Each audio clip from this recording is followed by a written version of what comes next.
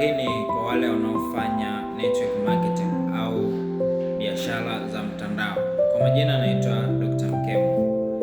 Biashara hizi kuna wakati mauzo yanaweza yakawa makubwa sana kwenye timu husika, lakini pia kuna wakati mauzo yanashuka. Kwa hiyo natamani tuangalie ni nini hasa ambacho kinaweza kushusha mauzo yako kwenye timu au kwenye ofisi yako. Kitu cha kwanza, sababu ya kwanza inaweza ikawa watu wapya hawaingii kwa wingi kwenye timu yako au kwenye biashara yako. Ukikosa watu wapya ambao wanaingia, manake lazima mauzo yako yatashuka. Lakini kitu cha pili, yawezekana waliopo kwenye biashara hawadumu, wengi wanaacha biashara.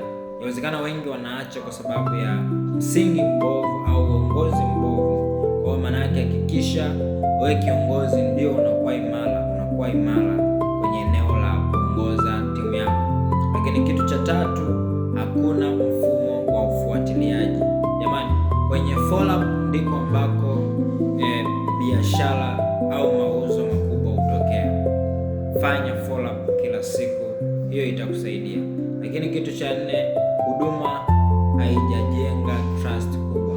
Kila ambacho unakifanya, maana yake kama hakina trust kubwa, basi uweze ukapanda kwenye sales yako. Lakini kitu cha tano, yawezekana mfumo wa marketing ni mdogo.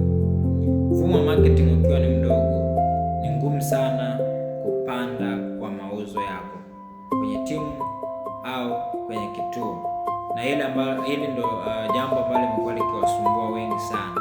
Marketing ikiwa ndogo au ikiwa haipo kabisa, sahau kuhusu kupanda kwa mauzo kwenye eneo la shop, lakini pia kwenye eneo lako binafsi.